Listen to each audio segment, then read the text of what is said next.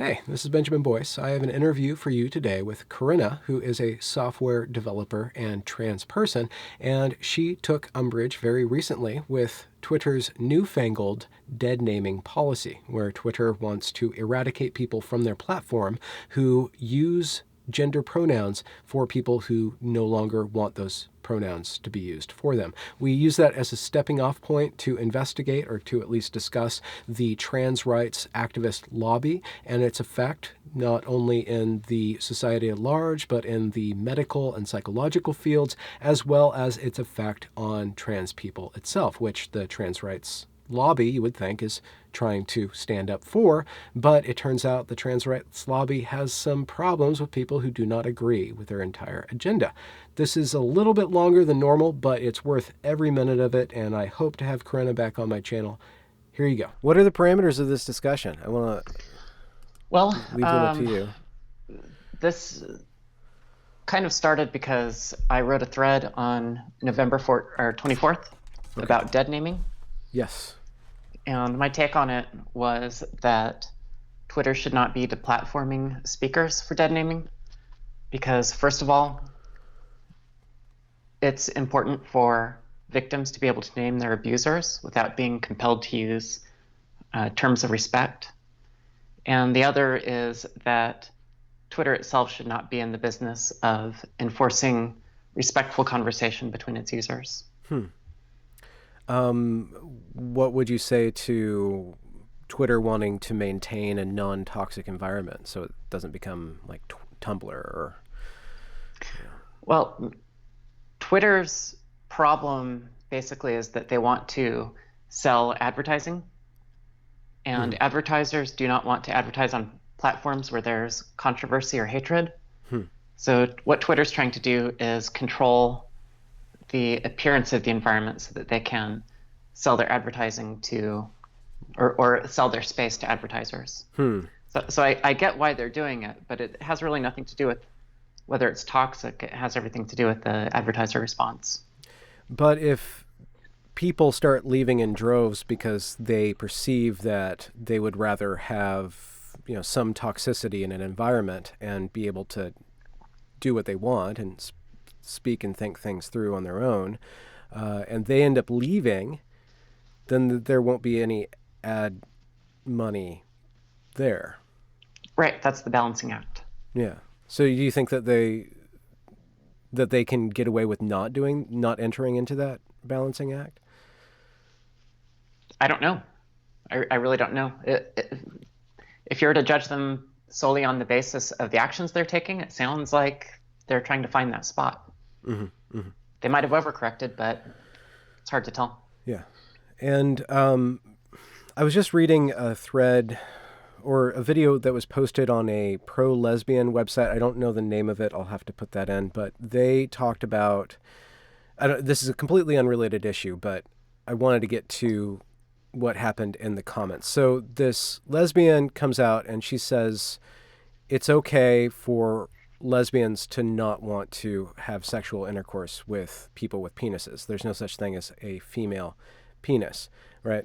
She just made this basic statement. And then what happened in the comments for that was that she was flooded, or this website that reposted this video was flooded with people calling them TERFs and saying that by even mentioning these ideas is promoting transphobia or trans violence. And do you think that there is actually, how do we ascertain the exact amount of violence that is originated from disagreement of ideas? Like, what's the definition of violence, right?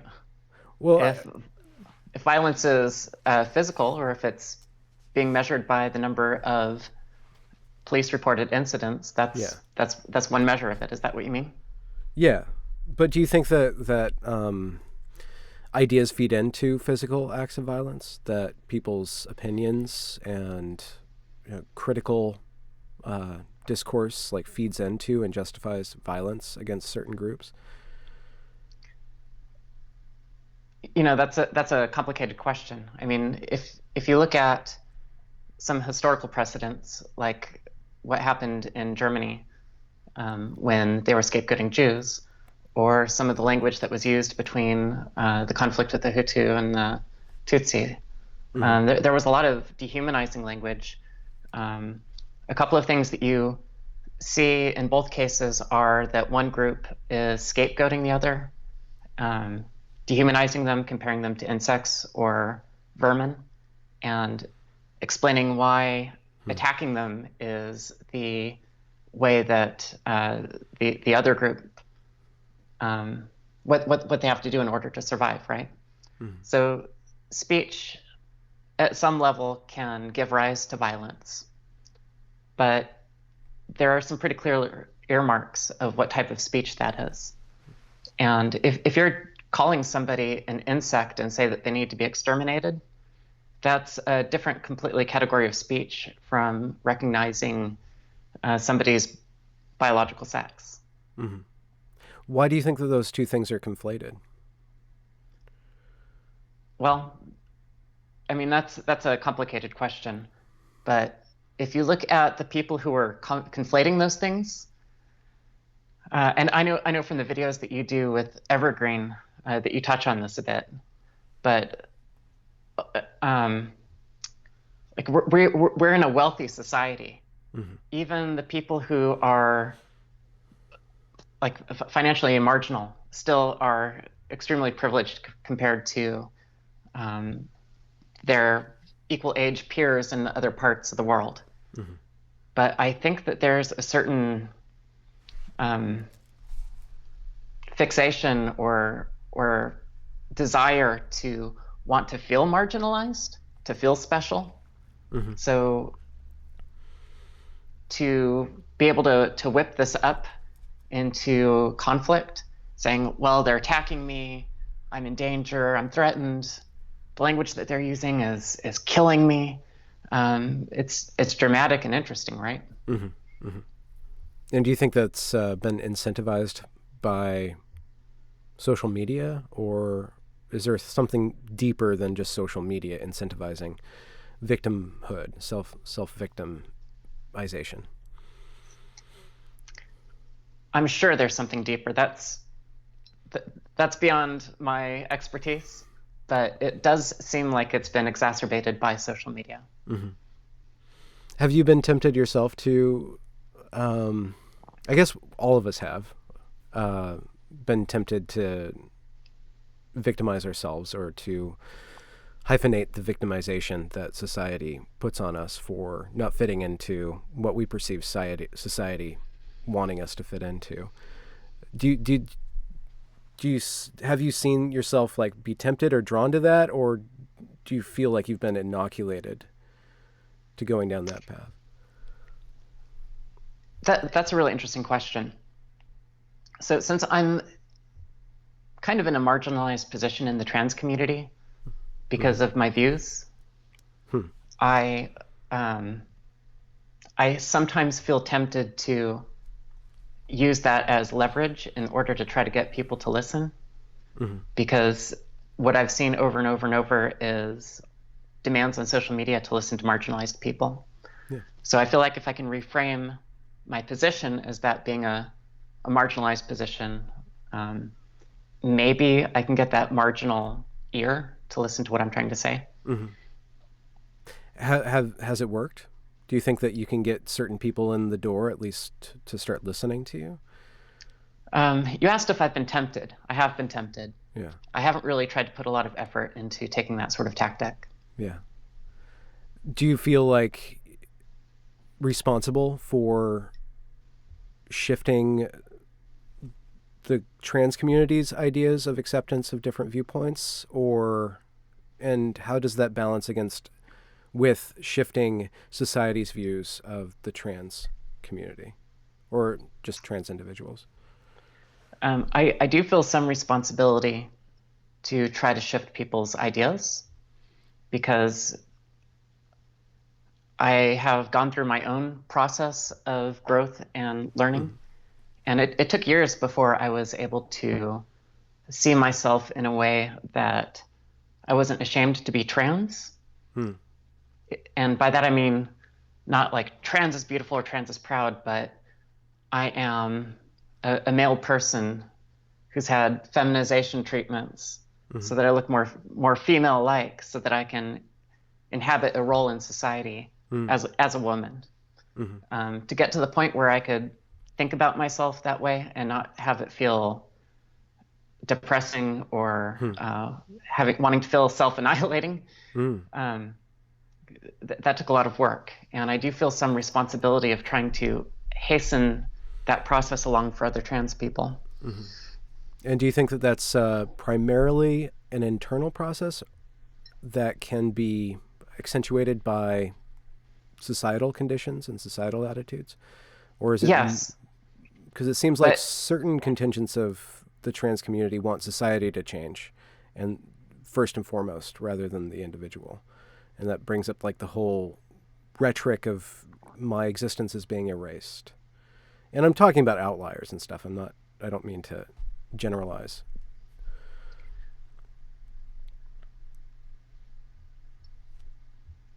so it's there's a lot of it coming from the trans community. The trans community is very insular, so a lot of the messaging that we get is from ourselves. Hmm. So 41% of trans people will attempt suicide, or 1 in 6 trans people die before age 30. Like, not only are those statistics false, but they're perpetuated a lot, even within our own community. Mm-hmm. And they're explained as, well, cis people don't accept us, or, there's always some sort of framing to explain why Mm-hmm. being trans is such a burden or so difficult. I do agree that at some level, trans activists are also trying to shift society to become more open and more accepting. Um, I think there is some value there. I just think some of the execution of that lately has not been very well thought out. Hmm. I wonder if the execution is being rewarded by companies that want to, like, say, Twitter, with the change of terms of service, with dead naming and misgendering is now thought crime, basically, within that platform. It seems like, from a certain point of view, they are trying to do the right thing. You brought up advertisers. It might be advertising plus, some sort of virtue that they want to model. I don't know. But I wonder if taking those stances actually diminishes the acceptance of society's organic switch on these issues. I think that is probably true, and that's based on the reaction I had to my thread on dead naming. I more than doubled the number of followers I had, and Mm-hmm. it was this really interesting, sort of horseshoe, where half of my new followers came from like radical feminist point of view, and the other half came from the Make America Great point of view. And I think where they both meet is they want to be able to have conversations without feeling like they're being monitored by the platform. Mm-hmm. Mm-hmm. Did you feel that having those two groups come together and converge upon you, that you now have the ability to work with both of those perspectives, to be a little bit more open with regards to your status as a trans person? I don't know. I had a lot of the right wing side of the people interacting with me saying, "Oh, thank God, it's a logical or reasonable trans person." Hmm. I don't think that's really fair. I think there's a lot of people who are trans and also reasonable. Yeah. But I think on a social media platform like Twitter, this is the first time that that group of users was getting exposure to a viewpoint that wasn't Mm. typical of the hard left point of view. Hmm. It's almost like you were provided the opportunity by some brash action being taken by trans activists within Twitter to actually say no, and actually it was like an opportunity for you to use the controversy to pivot it away from the controversial and more towards the dialogical or the rational. It was. I wish I didn't have that opportunity, though. Well, really, is it too much pressure? No, it's that if Twitter were not being so interventionalist Mm. in the speech on its platform, there wouldn't have been the need. Hmm. Do you think that there's two sets of arguments in dealing with the gender critical crowd and the I guess the right crowd or the conservative crowd? Do you think that there would be two different arguments to be made to engender trans acceptance, or do you think that there's like a fundamental argument that would unite both of those disparate ways of looking at the world? Well, that's interesting because I have a lot of friends and acquaintances that are gender critical or radical feminist, and actually that side is very accepting of trans people. Hmm. More so probably than the right side, or the right wing side. What I get from the right wing side a lot is trans is a mental disorder. We shouldn't be catering to people that have mental problems. Whereas the gender critical side is more, you know, people's gender expression or the way that they express themselves should not be limited based on their biological sex or their genitals. People should feel free to be feminine or masculine, and still be accepted and welcome in society without without fear. One of the gender critical criticisms of trans acceptance is the allowing of male bodies into female spaces. What's your position on that, or your argument for or against that? Well, I mean, there's a need for sex segregated spaces in a lot of different contexts. We can see, even right now in different parts of the world, lack of access to sex segregated spaces creates a danger for young women. Even in more westernized countries, when we've been able to see by the statistics that when sex segregated bathrooms have been replaced with gender neutral bathrooms, there's been an increase in the number of cases where women have been attacked or made unsafe. Mm-hmm. Mm-hmm. And do you think that but what about the trans person who presents as female but is biologically male? That's where it gets complicated. Yeah, it does. But it gets complicated there, and then it gets even more complicated when you have the biologically male trans person who identifies as a woman, but does not look at all like a woman, who might look exactly like you, for example, making claims to having a female body. Or mind, or soul, or however okay, that individual wants to explain it. Yeah. But there used to be a time that if you were going to transition, like I did, the goal was to assimilate. And by assimilate, that means try to disappear or be accepted without creating any sort of ruckus into the target sex that you're trying to transition into. That's not the case anymore. So the thing that you ask, what about the female presenting person who's biologically male? That used to be quietly accepted, and the bargain of that was that the trans person was doing their best not to create a disturbance in that space. Yeah. There was a bargain.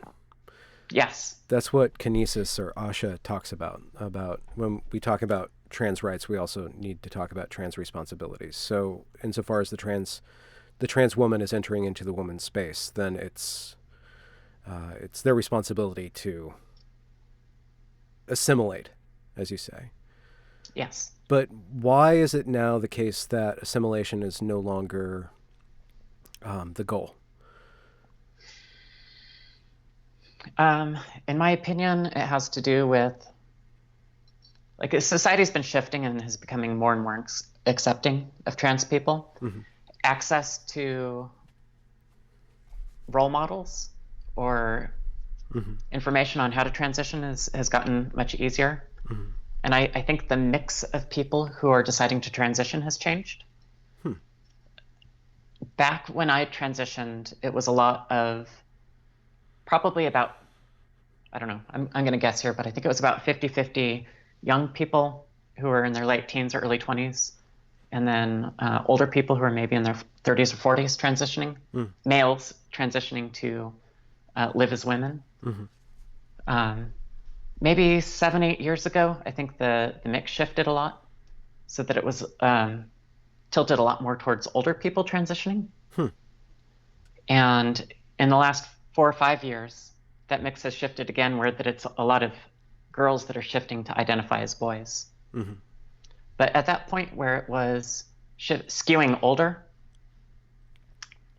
I think if you follow Ray Blanchard, you might know he has a theory of homosexual transsexuals and autogynephilic transsexuals. Yeah. Where homosexual transsexuals, his theory is that those are gay males who very young exhibit feminine behavior and want to change so that they become attractive to who they're attracted to, which is usually straight men.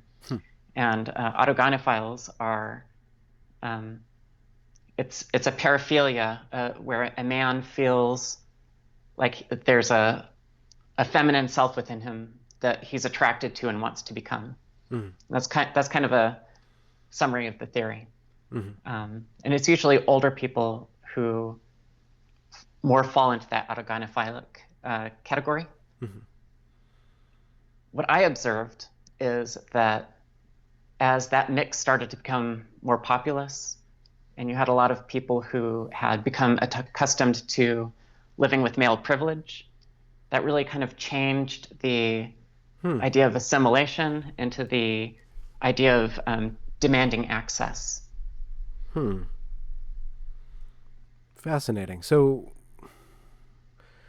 could you break that down? Because that's a very rich idea. That there's these men who later on in life, after having functioned in the world as men, and with that functioning in the world as men, they were given certain rights and responsibilities. And then when they wanted to switch into being women, they didn't want to necessarily adjust the rights and responsibilities that they had. They wanted to keep certain rights and gain certain responsibilities, or keep certain, Yeah. I think that is a fair reframing of that. A lot of the times, the older people who are transitioning are bringing families with them, careers, often a wife, and they want to maintain all of those things that they accumulated up to their life so far, without having a decrease in their social status or their financial status. So describing it as rights and responsibilities, I think that's fair. I just wanted to avoid the baggage of the word privilege because of the amount of abuse that it can engender. Okay. What, in your mind, and we're generalizing, that's on the table. In your mind, what does an older man, or up to that point a man, gain by transition? Is it beyond just autogynephilia? Is it beyond just a psychological bonus? What is gained in that transition? I'm not sure that I can do a good job putting myself in those shoes. Based on friendships and associations I've had, I really do believe that older people who transition also have gender dysphoria and are also looking for some sort of relief, and that they look towards transition as gaining some measure of that. And in your mind, is gender dysphoria a disorder? It has to be, right? If you don't feel like your body fits you correctly, if you feel nervous or anxious because your body is not configured in a way that you think it ought to be, to me that does seem like some sort of disorder. But I mean, there's all sorts of common disorders. Anxiety disorders are extremely common in the populace, right? So to describe it as a disorder, I don't think ought to stigmatize it in any way. Okay. That I bring that up because earlier you said that people from the right, in your experience, want to frame trans issues as they not wanting to cave into somebody's disorder. I don't want to Right. pretend. I don't want to pretend that you're a she if you're not, and because of their value matrix being very conservative and believing in stability of categories, it makes logical sense that they would categorize that at the same time. How do you work with that or move that towards acceptance? How do you limit the resistance, or allow the disorder to not be the sole argument against accepting you? Well, I grew up in an environment that was very live and let live. Mm-hmm. So you could be a strange person and have some quirks as long as you weren't hurting anybody, right? So one quirk could be that you like to take walks around in your boxing short or boxer shorts, right? That might be a weird quirk, but if you're also you know, picking up garbage along the way and trying to help the Hmm. neighborhood in some way, people say, yeah, that's a strange person, but you know, leave them alone. Hmm. I think it's like that with a lot of people who are trans that are just wanting to go about their days. Yeah. A lot of people are visibly trans and they just don't have any, you know, there might be a neighbor who they don't get along with, but I think most people have neighbors that they might not get along with for a lot of reasons. Mm-hmm. Um, if you're not bugging somebody, if you're not hurting somebody, Yeah. then most people will just leave you alone. Yeah. It takes a lot of energy to dislike or even to hate. It takes a lot of energy. And usually, in my experience, people who are filled with hate are there's something inside of them that's broken or traumatized, and they're externalizing that. But for the most part, as long as you're not forcing somebody to give up their values or give up their property or assaulting them in a certain way, it doesn't make any sense for them to go out of their way to target or to hate on people, which it seems kind of obvious to me because that's how I was raised and that was the society that I grew up in. But it seems like, and I want to do this respectfully, but it seems like certain activism itself, not just trans activism, but a lot of the social justice activism that we've been gawking at for the last few years has to do with getting up into people's faces and really working out almost like a psychodrama, working out like the individual's pain on society and stuff. And actually, it works against the goal of assimilation and acceptance. And it almost seems like there's a contingent within activism itself, not just trans activism, but just activism itself, that there are people in there who don't want they don't want to assimilate. And they're Right. proud of that. And that somehow is important to them. And they use a lot of tactics to make sure that they're insulated from having to assimilate. And that's one way that it might be the case how Twitter's has been for enforcing this no dead naming and misgendering policy because they are reacting to people with very staunch, we will not assimilate, the society needs to assimilate to us. That was supposed Yeah. to be a question, but Yeah. Well,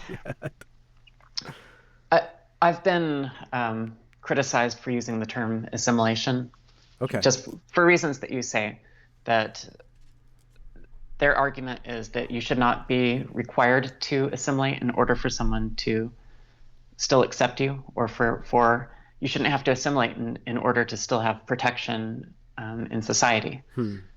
And I'm sensitive to that argument that nobody should be forced to live by somebody else's ideas of what's right or wrong. Again, assuming you're not hurting anybody. But society is also a compromise, right? So you can't always demand everything without trying to offer something in return. I think that goes back to that framework that you're talking about of responsibilities and what was it? Responsibilities and rights. Yeah, yeah. It's almost like a societal tax. You're afforded with the benefits of being in a society, which are numerous and nourishing, but there's a tax for that. Right. There's a cost for entry and to maintain the system and stuff.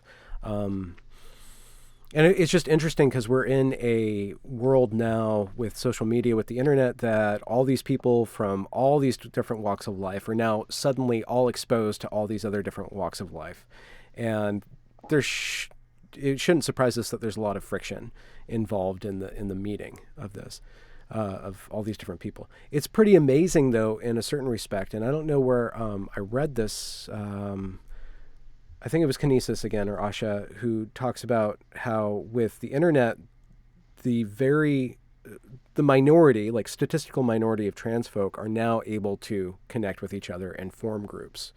And I just want to build on that. And it might be the case that because historically this is a new kind of group forming, because in the population, it was scattered so much that it was impossible for them all to congregate, that perhaps a culture forms, and a culture itself just goes through different stages of development. And maybe one of the stages of development is to exert itself in a prideful manner, and then maybe in a little bit of a radical manner. And then through that process, kind of like a young person, like a teenager, gets in their radical phase, but then starts to mature and starts to think and starts to see the reaction that this behavior is having on the other bodies and stuff. And it seems to me that it might be the case that you and people like you that I've been connected with and contacting through the internet are like laying the groundwork for the next stage of the trans community as a community.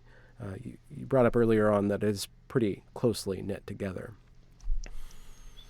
I can understand why that theory would make sense, but I think the trans community is an outlier because with a lot of different other social movements, they often form around about the same age cohort and mature that way.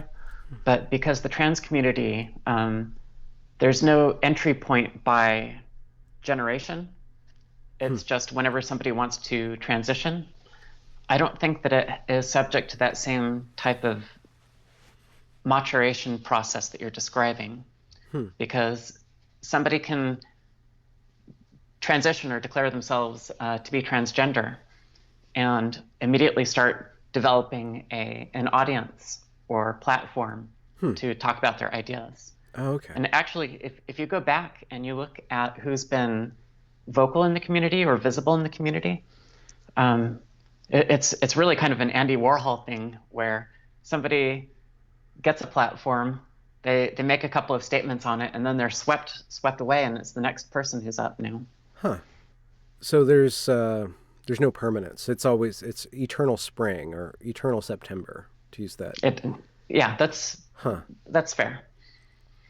Do you think that it would necessarily then end up splintering, and then you just have groups with different cohesion points, like a rational trans community kind of forms and then strategizes or just starts acting in a way that draws more people to it, and then other radical sectors form? And I don't know anything about it, so maybe this has all already been happening for all the time that it has. If it has been happening, do you see that it's been changing at all, or there's just so many more eyes on it? Well, there's a lot more eyes on it right now. Yeah. Conversations that have been bottled up for a long time are being uncorked. So we're seeing a lot of different points of view in the media right now as compared to even a year ago. Yeah. Which I think is great. Hopefully there'll be more trans people who are comfortable coming out and leveling criticism against some of the tactics or behaviors of the trans activist community. But in my view of what's been going on, and I've kind of been engaged in the back and forth for 5 or 6 years now. Yeah. I predict that the next big movement or the next important movement will be when the people who have been transitioned as children in the last couple of years reach adulthood and begin detransitioning in large numbers. Hmm. Hmm. That's a big. What? How do you see that expressing itself? Well, we're seeing the leading edge of it right now, Okay. of girls who transitioned because they were drawn in through Tumblr or other social media are starting to detransition and share their stories of the peer pressure they felt, Hmm. of the like getting binders without their parents' permission, Mm-hmm. of idolizing their trans idols, and then getting to young adulthood and starting to realize that transitioning wasn't the right move for them. Mm-hmm. So we're at that leading edge right now. I think it's just going to keep growing until people who are probably 15 or 16 right now, I'd say 4 or 5 years from now, they're going to be the ones really leading most of the conversations in the trans community. Hmm. Do you perceive that? What's your stance on pre-adulthood transition? Well, I started my transition. Um, there's not like an exact pin that you can drop on the day, Yeah. but I started when I was about 17. So I thought it was the right choice at the time, but now that I'm an adult and can look back and see the decisions that teenage me has made for me right now, Hmm. um, if I could send a message back in time, I would counsel myself to be a little bit more patient and try to Hmm. wait it out. Hmm. But I know that if I had received that message back then, I would have disregarded it. Yeah. Exactly. Yeah. So there, I can understand the urgency of somebody in their teenage years to transition, because I Yes, understand that no matter what you're dealing with at that age, you're in a rush. There's a lot of urgency. There's psychological urgency to feel okay, maybe so you can get on with life and put your energies elsewhere instead of wrestling with your experience constantly. There's also the urgency of the physical, outcomes of puberty, which are right, undeniable and irreversible without tremendous amount of at least money at this point right, until we have right. 3D printers that can print you new skeletal structure. But that's different than the urgency within the medical and the psychological fields. It seems like there's a different urgency that the adults are having in what's the word in allowing this to happen and supporting people in this. There's a rush to acceptance, which is ironic because that acceptance doesn't necessarily have the outcome that's wise. It's not informed by wisdom. Yeah, and it really kind of blows my mind because there's no like there's no long-term study on the outcomes Mm. of transitioning children. So it's extremely risky. And the practitioners justify it often as it's a choice between do you want a living daughter or a dead son, or Hmm. vice versa. Um, but if that kid makes it into 30 and the experience of transition are so terrible on them that they are suffering with depression and whatever sort of effects from the HRT that they've hormone replacement therapy that they've been on, that person might not have a very happy existence anyway. Mm-hmm.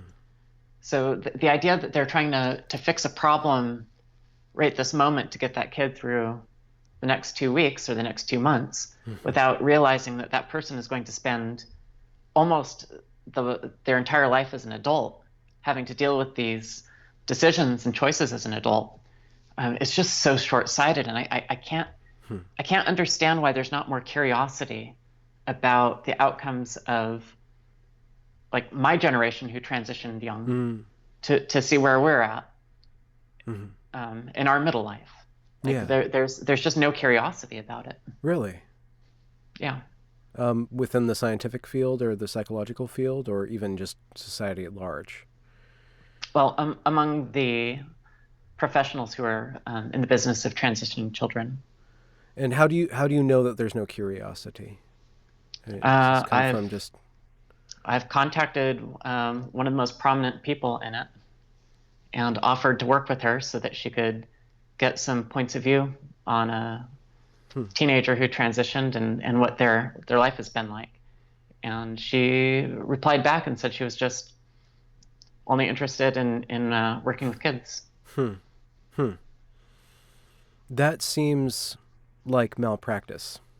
Um, and I don't mean just like that one example, but if it's true that the medical field and the psychological field are being dominated by political forces, that's malpractice. That's setting people up for difficulties. That's uninformed consent or willfully ignorant informed consent. I mean, to play with that word. Well, I don't know if it's malpractice or lack of informed consent. I mean, it's really not the children that are making the decisions anyway. It's the parents who are making the decisions. Mm-hmm. But so the kids have no say in it.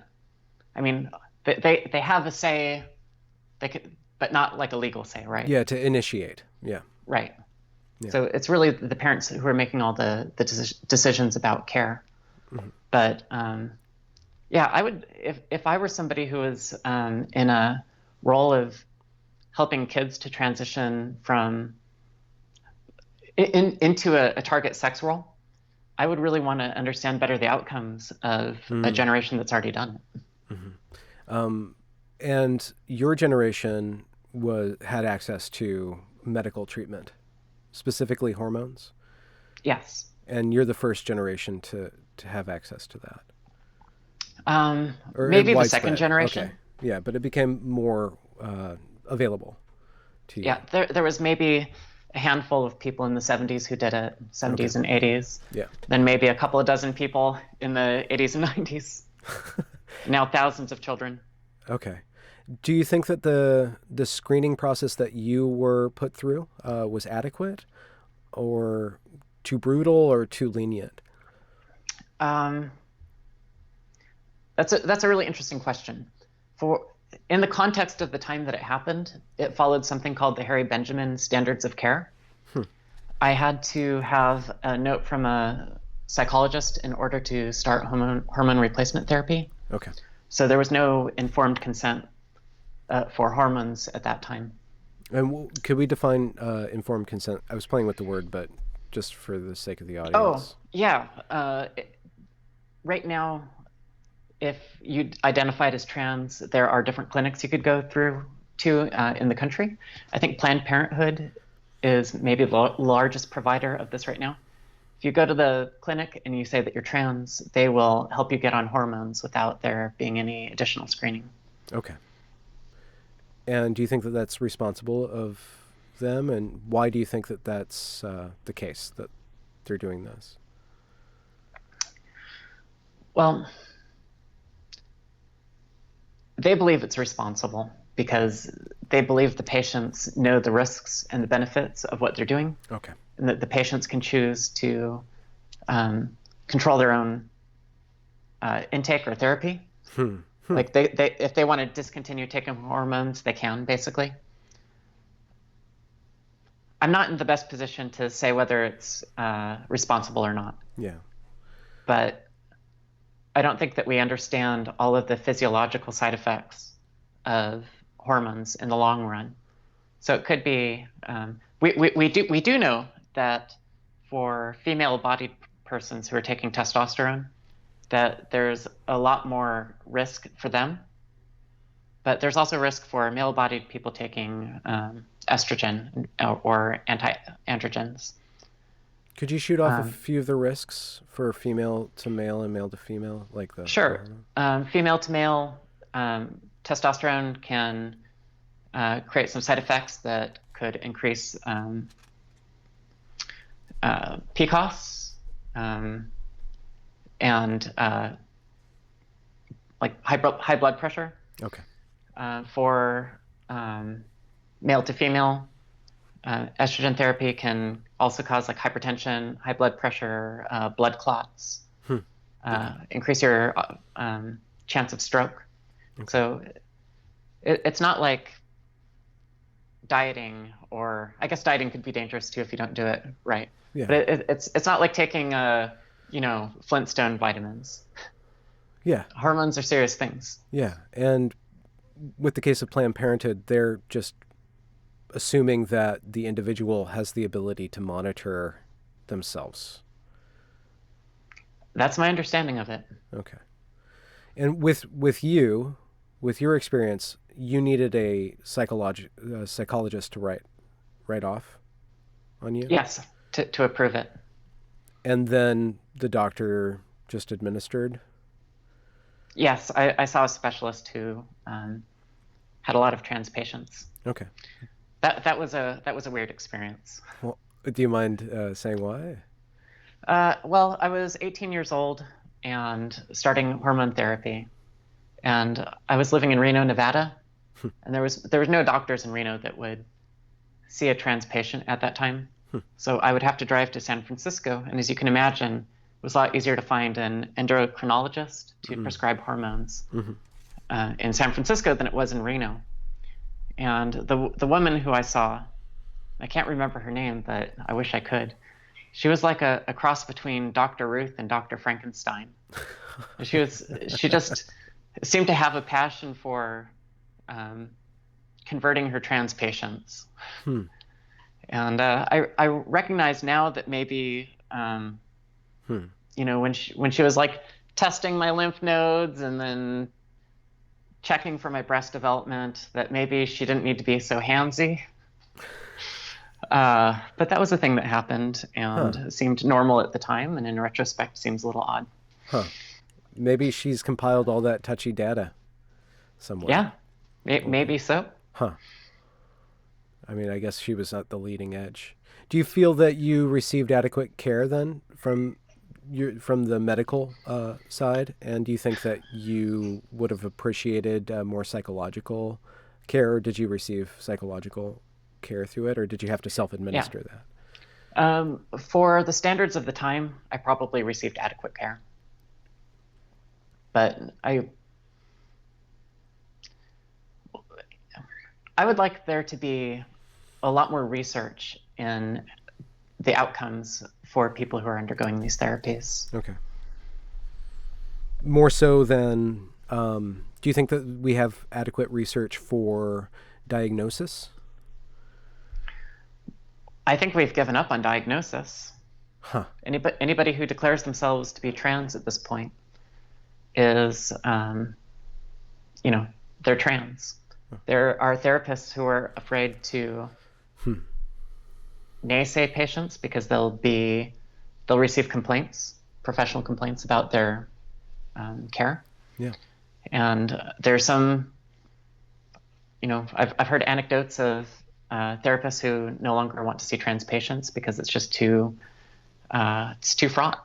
So I think the standards for trans care are, to me, listening to people's experiences, it sounds like it's kind of become a rubber stamp.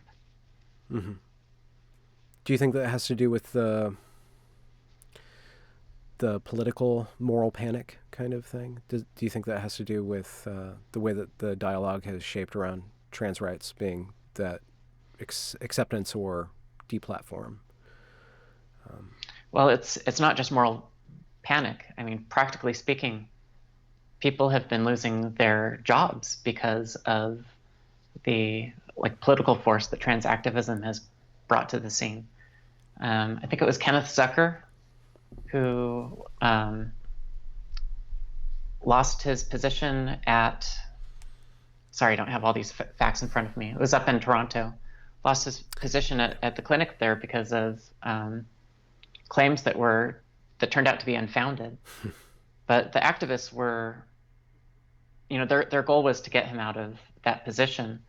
because he was perceived as being a gatekeeper. Probably he was a gatekeeper because he didn't want to just rubber stamp people into transition. But he was removed.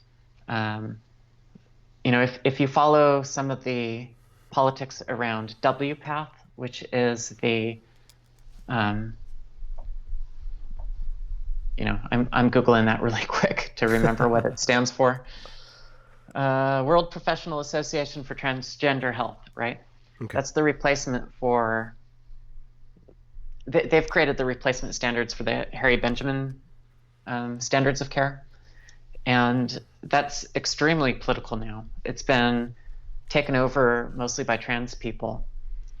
And heterodox points of view are not very well accepted in WPATH. It's become very doctrine. And they wield a tremendous amount of power then. They do, yes. And to go against them basically means you'll be delicensed as a... It's risky, right? Because even if you don't lose your license, you might become the subject of a whisper campaign or receive an open letter condemning you. I guess it's kind of a stupid worry, but I just want to voice this, and please shoot me down. That this radicalism, how do we separate the criticizing the radicalism, criticizing this and that organization, criticizing this or that social force, from the criticism against a trans individual? Because it seems like they could very easily get mixed up, or at least the trans rights activists can always use, if you criticize us and our methods, you're actually criticizing trans people, and therefore you're phobic. How do we diverge those two things? How do we separate trans people from the trans rights activists? Sure. How do we do that as critics? I'm sorry. Just as somebody who wants, for anybody who wants to progress and wants to provide acceptance for trans people, whether you are trans or you want to be a good ally. But this just seems like one of the major problems. You're going to get, for a number of different reasons, but one of the main problems is that you have a lot of radicals in power who have the authority. Basically, I could be totally shut down for even looking into this, if not just get a lot of hate. But how do we separate that contingent from society's acceptance of trans individuals? Yeah. Well, we can't practically separate that because we can't control the reactions of the people who we're criticizing. So if we're criticizing activists, we're not criticizing them as people. We're criticizing their tactics. Yes. We're criticizing their objectives. We're criticizing their values. But saying that trans people, for example, I'll make a value statement here.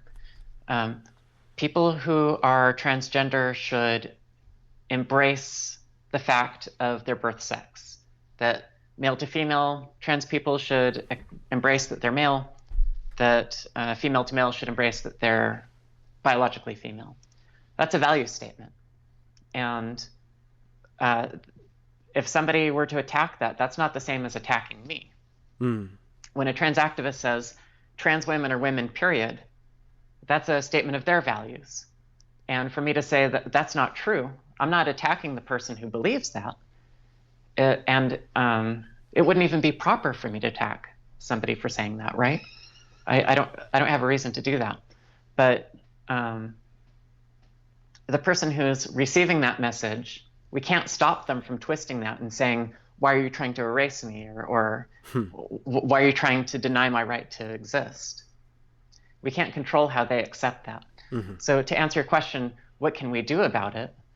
Well, I'm willing to have this conversation with anybody, but we have to start by making a safe environment for these conversations to happen with people who are willing to engage, no matter what their point of view is, as long as they're willing to, like me, listen to you, you listen to me, even if we don't change each other's minds, the ability to just have the conversation, right? So creating the safety to even talk across the lines.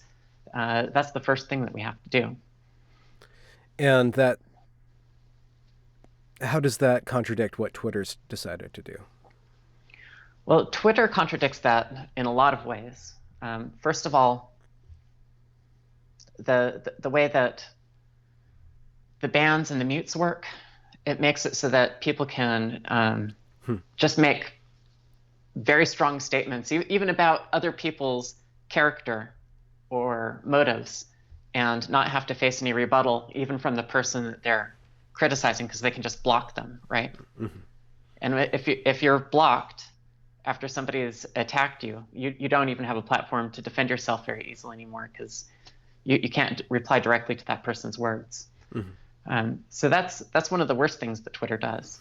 But by continuing to expand the types of language that people can use in order to discuss ideas or to discuss topics, it just keeps those conversations from being able to happen. Mm-hmm. There's something that's going on. I haven't gone on Twitter today to address this, but I'm a software developer, and in the open source community, there's been a movement over the last couple of years to adopt what are they called? Standards like community, of belief, community guidelines, kind of thing. Yeah, there's a. Give me just a tick here. I read about this. Pardon me. And certain people are now threatening to remove their code from. Is this about Unix or Linux? Yes, yeah, okay. It's about that. So, I'm sorry. I don't know if you have to edit stuff like this out or not. I probably will. Yeah, it's for some reason I'm having a brain fart, even though I know exactly what it is. Code of conduct. Yeah. Okay. So contributor codes of conduct, right? So this is some drama that's going around today, and the person who innovated this idea is named Corinna Ada. Mm-hmm. And Corinna is also a trans person. She's a trans woman. Mm-hmm. And I think the intention of the idea of a code of conduct where individuals are, like, there's a document that sets expectations of how people are supposed to treat each other. Yeah, okay. And it's supposed to be with respect and without regard to an individual's characteristics. Okay. It is generally a good idea. And we're talking about characteristics of character or characteristics of physicality and race, gender, so on and so forth. Right. The types of characteristics that one would normally see in a list of intersectional identities, right? Yeah, okay. So as you say, gender identity, disability, religion, things like that, body shape. When I saw that this code of conduct was starting to take off, I noticed that there was a glaring omission of sex. Sex was not a protected characteristic of it. And I had a hypothesis that sex was deliberately removed from it because it was a trans woman who wrote it, and that she did not want to include sex as a characteristic because that would protect on the basis of biological sex. And biological sex is an anathema to transgender ideology. And so I contributed my own change to the code of conduct to add sex as a protected characteristic. And that created a lot of pushback and debate. And it took almost a year for that to be adopted. And when it was adopted, it was not adopted as just sex. It was adopted as sex characteristics. And that was following a debate on whether or not including the word sex would be would exclude. Yeah, it would be biased against trans people to have the word sex in there. Why do you think that would be? It just seems like that there's a theoretical component of the trans rights activism that might, I don't know for certain, tell me if you know, might come from like queer theory where there's an assumption that gender is a social construct, or social constructionism is kind of a part of it. But why is sex such a hard concept to just accept? Or why does it need to be, why does biological sex need to be stated to not exist, even though it flies in the face of obviousness, empirical Right. obviousness? It does. It's because if, let's imagine a society where the statement trans women are a type of man was like an ordinary statement. Okay. If society were to think that way and say trans women are a variety of man, if you're a boy, you grow up, maybe instead of becoming gay, what you do is you decide to live full time as a woman. You're still male, you're still a man, you're just a different variety of man, one that maybe has had a sex change or long hair or whatever, but that's just another category of man. That creates like that's what I believe, but that creates such a powerful injury to people who don't want to believe that they are the sex that they were born as, who have such a strong attachment to this identity that they've created, that to hear, as you said, the obviousness, to hear that in rebuttal to what their claims are, it's an injury to them. It hurts them. They react very strongly to it. So in order to eliminate the risk of that pain or that injury, why not eliminate biological sex as a concept, right? And this goes back to what the conservatives or the right would say about, I'm not going to kowtow to your disorder. I'm not going to change science. We're not going to change science because your feelings don't like it. We can't do that. And, which is a tug of war, but it's really problematic when companies start to take that line, or when the rights activists get into positions of power where they can dictate mediums of communication, science magazines, authority things, medical codes, psychological codes, and stuff like that. It just seems like such dangerous territory that we're all of a sudden in, because of the very strong, even admirable will of people who want to affect that change. Do you see that shaking Yeah. out in a good way, or do you think it's going to... Well, it's weird to me because now I'm in a position where potentially, I'm in technology where what you're describing is especially prevalent.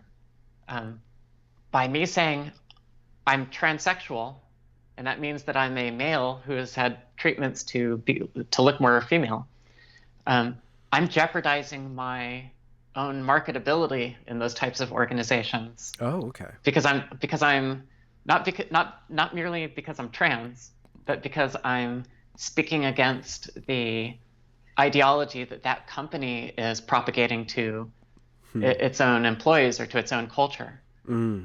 So you're like a walking contradiction of their belief system. Yes. And you're more of a problem to them than you are to any heterosexual, basically highly traditional person. Oh yeah, definitely. If you look at the way that the silencing is being clamped down on people who are speaking out against trans things, it's all feminists. It's some trans people, but it's almost all on the left. When you have commentators on the right criticizing trans ideology, their Twitter isn't getting shut down. Their Facebook, their YouTube, those channels aren't being shut down because the activists don't care about shutting down people who they don't think can influence their allies, right? Nobody cares what Ben Shapiro thinks about whether trans people have a mental disorder. What they care about is internal fractures. So it's more important to silence from the inside than it is to address criticism from the outside. Okay. Do you think that's going to inherently, or do you think that over time that's going to weaken them? I just don't see that as like, if we're talking strategy games, like Right. that just seems like you're weakening yourself because you're end up like the left eating itself or the left kicking out more and more members Hmm. of it. And where are those members going to go? It just seems like a bad game plan. And I Yeah, it's wonder if you dumb, isn't can. it? Like there are so many, if there's a list of 10 things and we agree on 7 of them, well, why are we fighting with each other? Why are we prioritizing the 3 things that we don't disagree with and making enemies out of each other over those things? Hmm. Like, I don't understand the mentality of focusing on things to create schisms about and driving those in. Hmm. But that's where we're at right now. So yeah, it's a dumb strategy. Hmm. Do you think that? Well, I'm sorry, that's wrong question. Do you think you're going to be able to survive? You think you'll be fine, or do you think eventually you're going to have to find other work or shut yourself up? I'll be okay. Yeah. Um, I have a smaller opportunity set, Yeah. but I'm fine with it. Okay. There's a little bit of sacrifice. Do you think that ultimately you could? I mean, how can we help people in your position? And by that, I don't know who we is, but like, how do you think that society itself could benefit people in your position who are 7 out of 10 left? Well, this kind of goes back to why I had so many people from the right decide to follow me after that Twitter thread. There are people who want to find points of commonality Hmm. with other people, even though they might disagree. I had a number of DMs come in right after that saying, I don't agree with all of your politics, but I'm really glad to be able to have this conversation. Hmm. I even had a couple of people reach out and say, I have a trans family member and I don't know how to deal with it. And I feel like I say terrible things when I accidentally use their old name. Hmm. Like, what can I do? Um, this militancy is creating fractures within our own personal relationships. Yeah. And that cannot go on indefinitely because as soon as you drive everybody else out, you're by yourself. Yeah. So in a way, you're actually benefiting. You don't need help because your position is actually strategically so sound that you're going to get more and more allies that don't have to. And I don't mean allies in the way that people on the left are using allies now, but you're gaining organic allies. I am, yes. But I mean, it, I want to maintain my friendships with people who believe differently on these issues than I do.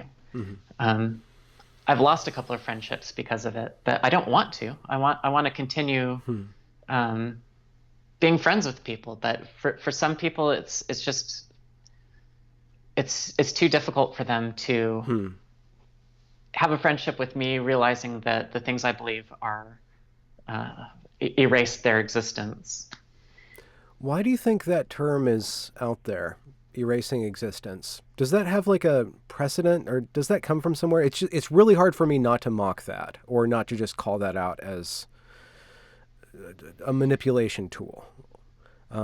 So I want to dial that down and see like, is there like does that come from somewhere? Are you erased when somebody calls you something that you don't want to be called? Yeah, if you'd like to just detour a minute and mock that, I'm completely okay with it. Okay. Because like you remember sticks and stones may break my bones. Like if somebody looks at me and says, "You're not a woman, you're a man." Well, oh no, I've been erased. Oh wait, I'm still tangible. I'm still right here. Huh. Yeah. It makes me think of remember that Donald Duck cartoon where the animator has the pencil and he's erasing parts of him and like draws different things on him. That's what that phrase makes me think of. Huh. But you're not being erased. You're still there. Like assert yourself. Hmm. Somebody can't erase you without either massive violence or without your consent. Mm-hmm. And there's no massive violence, so don't give them the consent to erase you. Yeah. Ironically enough, it's the people who are using that phrase or who champion that phrase are erasing other people from the conversation. And or even erasing themselves, right? What do you mean?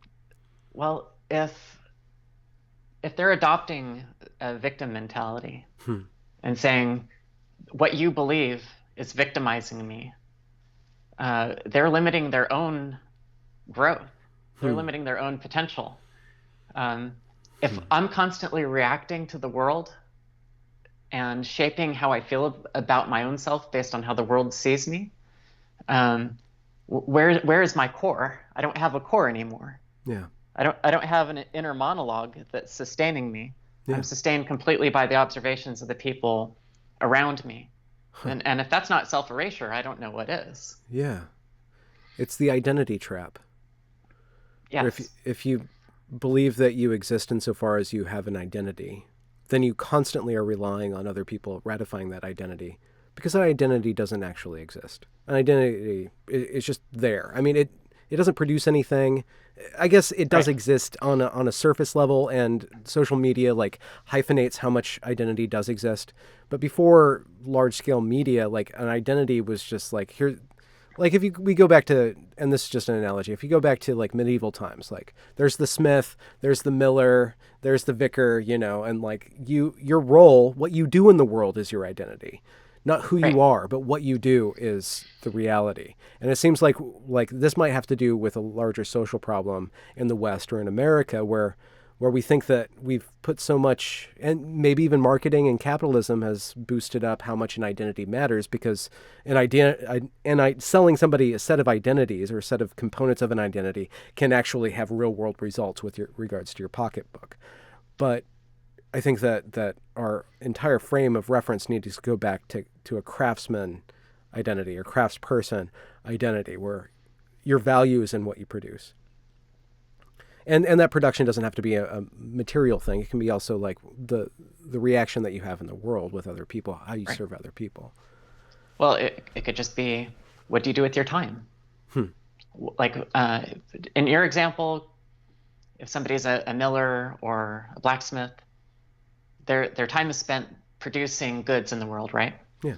Um, if I'm spending my time volunteering at the animal shelter, right? That becomes part of my identity. Yeah. I'm a volunteer. If you have a lot of things that you're doing in the world and you're engaged in a lot of activities, um, you're becoming the sum of those different things that you Yes. do, and that's your identity. Yeah. If all you're doing is yelling at people online, I That. mean, your identity isn't what you're claiming to be online. Your identity now is you're an online combatant, right? Huh. You're an ideologue, Huh. defending your beliefs. And if you want to become a well-rounded person, you have to get out and do other things to add to your identity. Yeah. Things that can't be erased by the flick of a button. Right. Yeah. Or And just to make fun of, or I mean to uh, softly chide. commentate. Okay. Yes, to provide an intellectual observation of erasure again. Mm-hmm. Um, what about religious people? When an atheist says to them, "I don't believe in your God," Yeah. like, can you imagine if I had faith in God and somebody said to me, "Your God doesn't exist"? How crazy would it be for me to say, "Oh, I've been erased"? Well, I mean, it's either that or string the person up and pull them apart with four horses.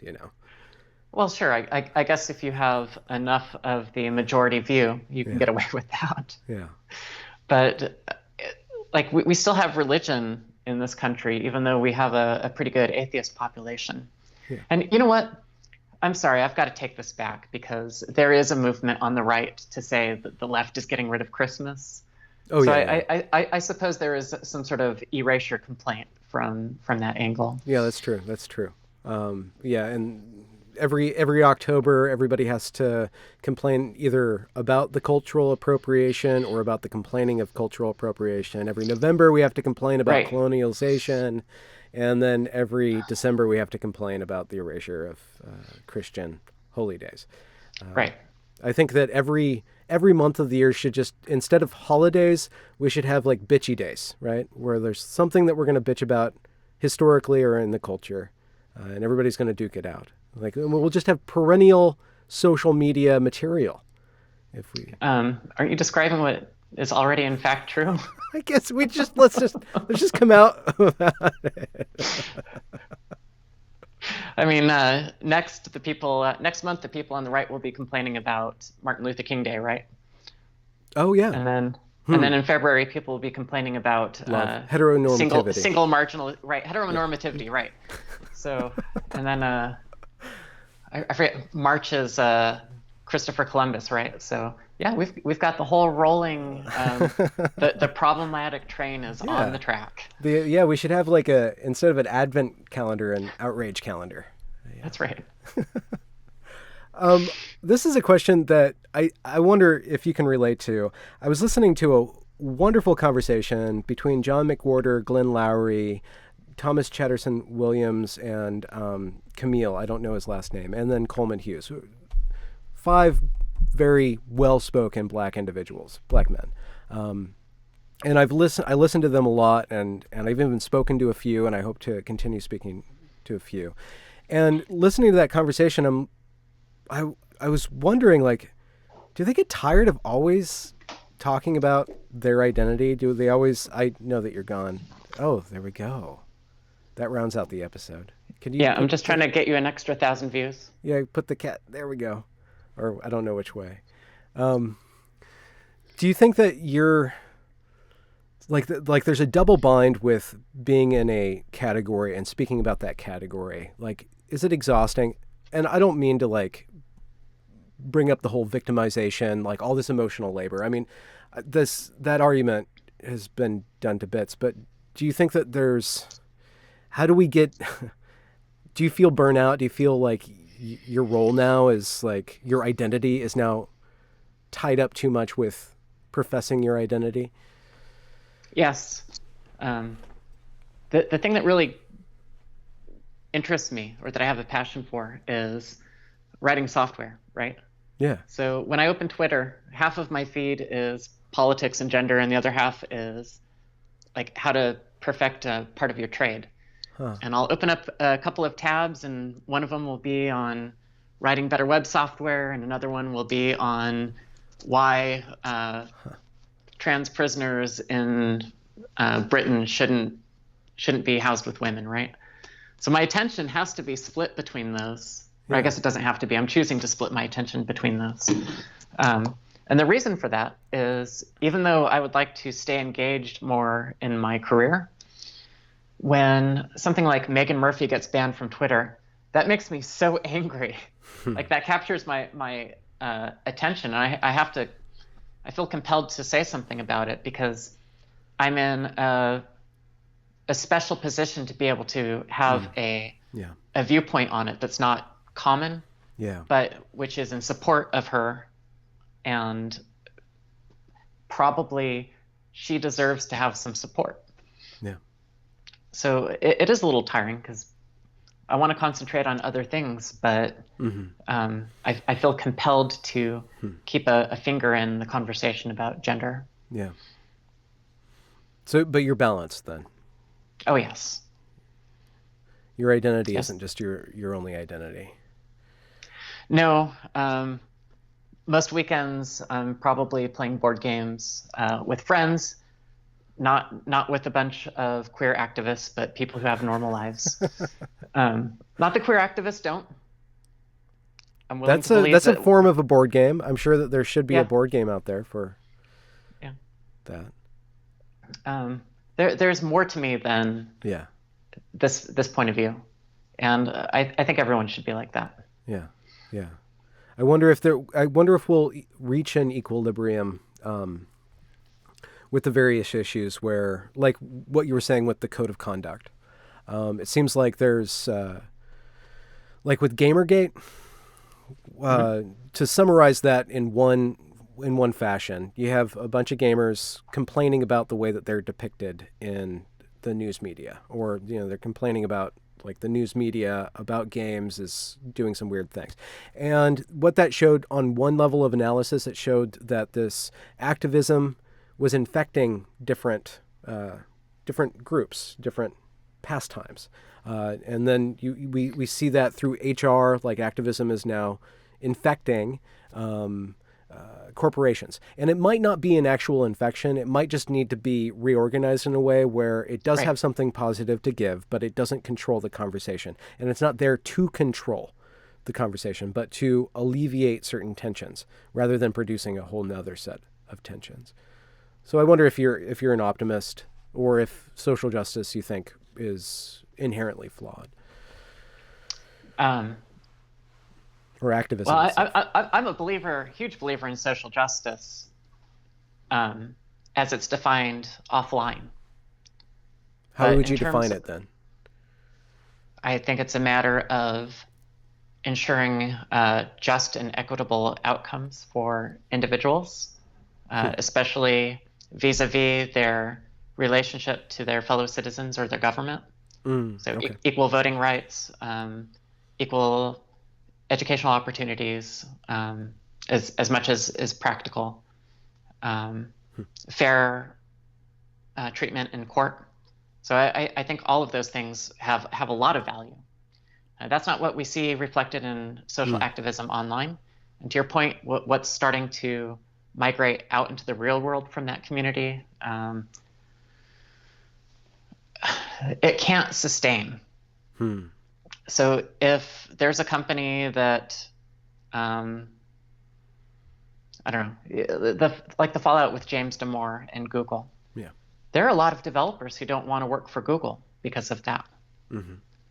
Google's going to have trouble attracting talent. From what I've heard, they may already be having those troubles. They can't sustain, and it's not because they're treating people fairly because of social justice policies. It's because they've now absorbed this worldview that instead of looking at somebody as at an employee in terms of what sort of contributions they can bring, they're judged in terms of what their worldview is. That's at least in a capitalist system, that's not sustainable. Linux now has a code of conduct, but famously it didn't for a long time. The creator of Linux was Linus Torvalds, and Linus Torvalds also created a really important tool for programming called Git, and that's a way of making sure that you don't lose changes in your code. And although Linus Torvalds could be described as a problematic individual, especially with, like, he's famous for treating people harshly when they try to contribute, his own personal contributions to the world are humongous. And if you take people like that and say, I don't like your politics, therefore you can't participate, like you can't add anything into society anymore because I don't like your attitude. That's just stabbing yourself with a knife, right? So we could get to the point where only people that have the right ideas are allowed to contribute, but I don't think you can hold that at an equilibrium. So you think there'll be a market correction or Yes. a crash rather than a crash? I think it'll be a correction. I think we'll see. I mean, there's always this creative destructive cycle, right? Yeah. So people who don't want to work for Google, they'll go work for startups that will disrupt Google. Yeah. Whether intentionally or not. Right. So, And people like me, I won't go work for Google. I'll go work for one of their competitors if my attitude's not right for Google. do you think that there's I don't know, this just seems like a really optimistic place to leave it then. Well, you know, Unless we want to get doom and gloom, do you have any more dystopian fantasies? dystopian. Well, it's going to get worse before it gets better. You Is think that so? helpful? It's still going to keep getting Yeah. worse? Yeah. What I'm keeping my eye out for is the inflection point of child transitioners. Yeah. Where even though it might be going up, instead of going up like this, it starts going like that. Yeah. And maybe hopefully tops out. I think we're going to keep seeing more and more children being put through these invasive therapies until the people who started 4 or 5 years ago get to the point where they can really get their voices out to help try to slow that down. But I think there'll probably be tens of thousands of children condemned to live as trans uh, until this starts to turn around. There's your doom and There gloom. we go. That's horrible. That's the worst thing that you could have said.